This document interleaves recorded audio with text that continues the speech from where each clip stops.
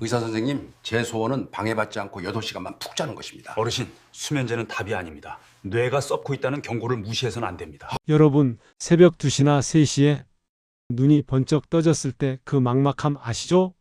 사방은 고요한데 내 머릿속만은 전쟁터처럼 시끄러운 그 지옥 같은 시간 말입니다.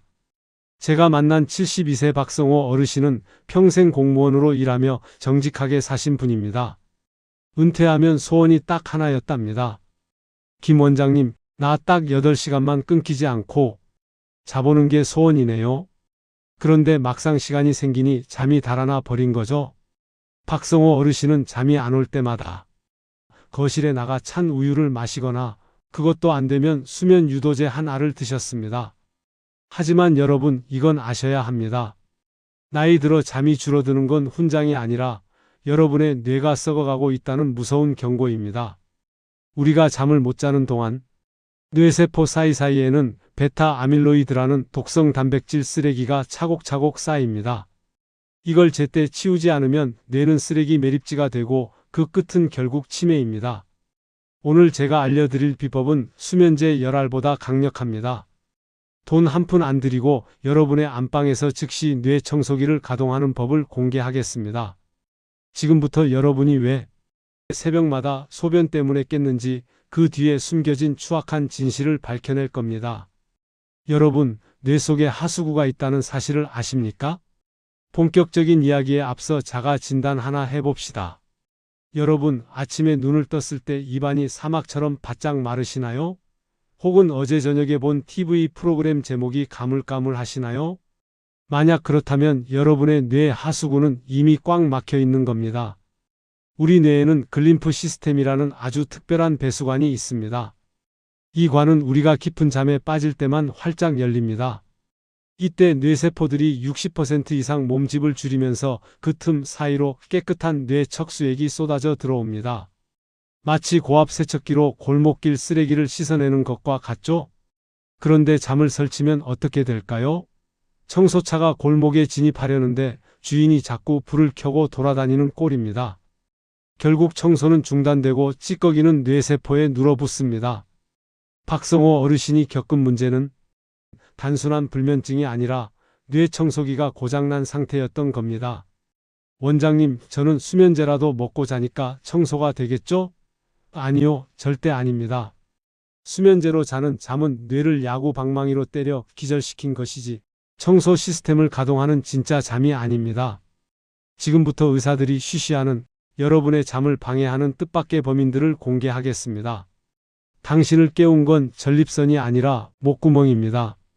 어르신들이 새벽에 깨는 단골 핑계가 소변입니다. 오줌 마려워서 깼어? 라고 하시죠? 하지만 이건 뇌가 부리는 아주 고약한 속임수입니다.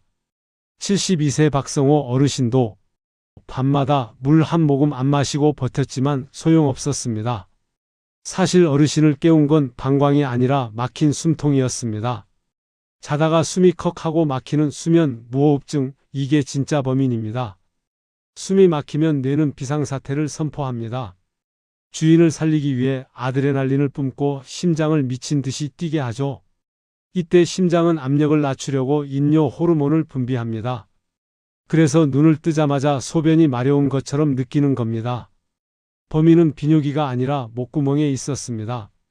또 다른 범인은 여러분의 약봉지 속에 숨어 있습니다. 특히 혈압약이나 위장약을 10년 넘게 드시는 분들, 그 약 성분이 수면 호르몬인 멜라토닌을 꽉 막고 있다는 사실을 아십니까?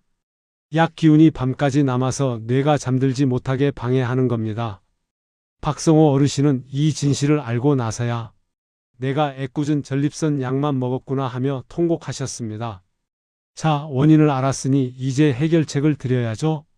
3주 만에 박성호 어르신을 숙명의 길로 인도한 기적의 스위치를 누르는 법을 알려드립니다. 이제 실전입니다. 약도 기구도 필요 없습니다. 우리 몸에는 흥분한 뇌를 즉시 진정시키는 비상정지 버튼이 있습니다. 바로 귀 뒤에 숨겨진 풍지혈입니다. 지금 저 김기원 원장을 따라 해보세요. 양손 엄지손가락을 귓불 뒤쪽으로 가져가면 툭 튀어나온 뼈가 느껴지실 겁니다. 그 뼈 바로 아래 움푹 들어간 곳입니다. 이곳을 지그시 10초 동안 누르십시오. 뇌로 가는 혈관이 확장되고 신경이 이완되는 게 실시간으로 느껴질 겁니다. 박성호 어르신께 이걸 알려드렸더니 처음엔 코웃음을 치셨습니다. 그런데 딱 일주일째 되는 날 연락이 왔어요. 원장님, 그곳만 누르면 목 뒷근육이 풀리면서 나른해집니다. 라고요. 이건 뇌에 오늘 영업 종료합니다라고 보내는 확실한 신호입니다. 하지만 지압만으로는 부족합니다. 뇌가 스스로 잠의 파동을 타게 만드는 호흡법이 하나 더 있습니다. 자, 그럼 전 세계 수면 권위자들이 극찬한 뇌를 셧다운 시키는 호흡의 비밀을 공개합니다. 뇌는 생각보다 속이기 쉽습니다. 우리가 호흡의 리듬만 바꿔도 뇌는 이제 죽을 고비는 넘겼구나라고 판단하며 긴장을 풉니다. 그게 바로 478 호흡법입니다. 방법은 아주 간단합니다. 4초 동안 코로 깊게 숨을 마십니다. 그리고 7초 동안 숨을 꽉 참으세요. 이때 산소가 뇌 구석구석으로 전달됩니다. 마지막 8초 동안 입으로 피슈 소리를 내며 아주 천천히 내뱉으십시오. 들이마시는 것보다 내뱉는 시간을 정확히 2배로 하는 게 핵심입니다. 이 호흡을 하면 우리 몸의 부교감 신경이 강제로 켜집니다. 사자에게 쫓기던 뇌가 따뜻한 온돌방에 누운 것처럼 착각하게 만드는 겁니다. 박성호 어르신은 이 호흡을 하다가 8초를 다 세기도 전에 잠들기 일쑤였다고 말씀하셨습니다. 그런데 여러분, 밤에 잘 자려면 아침부터 준비해야 한다는 사실을 아십니까? 아침 15분이 여러분의 밤 8시간을 결정합니다. 아침 햇빛은 밤을 위한 최고의 보험입니다. 수면 호르몬인 멜라토닌은 밤에 갑자기 생겨나지 않습니다. 아침에 눈으로 들어오는 햇빛이 뇌의 송과체를 때려야 지금부터 15시간 뒤에 잠을 잘 연료를 제조해라 하고 예약 주문이 들어갑니다. 박성호 어르신은 아침에 일어나자마자 창문을 열고 15분 동안 동네 산책을 시작하셨습니다. 비가 오나 눈이 오나 나갔습니다. 구름을 뚫고 나오는 미세한 빛만으로도 뇌의 타이머를 맞추기엔 충분하니까요. 아침에 햇빛을 보지 않는 건 밤에 잠을 자지 않겠다고 선언하는 것과 같습니다. 돈 한 푼 안 쓰고 치매를 예방하는 이기적 같은 루틴, 아침 산책, 밤 지압, 그리고 478 호흡. 이 세 가지만 지켜도 여러분의 뇌는 다시 명석해질 수 있습니다. 3주 만에 수면제를 버린 박성호 어르신의 마지막 이야기를 들려드리겠습니다. 3주 뒤 진료실에 다시 나타난 박성호 어르신의 얼굴은 제가 알던 그 사람이 아니었습니다. 칙칙했던 피부에 광택이 돌고 무엇보다 흐릿했던 눈동자가 또렷해졌습니다. 김 원장, 이제 새벽에 깨도 겁이 안 나? 알려준 대로 지압하고 숨 쉬면 금방 다시 깊은 잠에 빠지거든. 뇌 속의 쓰레기가 치워지면 기억력만 좋아지는 게 아닙니다. 소화력이 좋아지고 혈압 수치가 안정되며 삶의 활기가 생깁니다.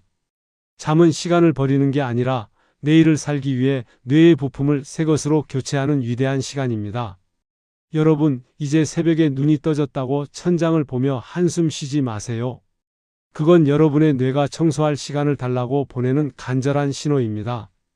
오늘 김기원 원장이 알려드린 스위치를 누르고 뇌가 다시 깨끗해질 수 있도록 길을 터주십시오. 당신의 노년은 오늘 밤부터 다시 시작됩니다. 오늘 제가 드린 말씀 뼈에 새기십시오. 첫째, 아침 햇빛 15분으로 밤잠 예약서를 쓰십시오. 둘째, 자기 전 풍지열 10초 지압으로 뇌 브레이크를 밟으십시오. 셋째, 478 호흡으로 뇌의 전원을 끄십시오. 여러분의 몸은 80년 비바람을 견딘 명차와 같습니다. 그 차가 녹슬지 않도록 매일 밤 깊은 잠으로 닦고 기름 쳐주세요. 치매라는 무서운 질병은 깨끗하게 청소된 뇌에는 절대 발을 들이지 못합니다. 오늘 제 이야기가 도움이 되셨다면 댓글에 숙면이라고 남겨주세요. 여러분의 실천이 저 김기원 원장에게는 가장 큰 보람입니다. 오늘 밤은 부디 뇌 청소기 힘차게 돌리시고 꿈도 없는 깊은 잠에 빠져드시길 바랍니다. 저는 다음에 더 정직한 의학 지식으로 돌아오겠습니다. 감사합니다.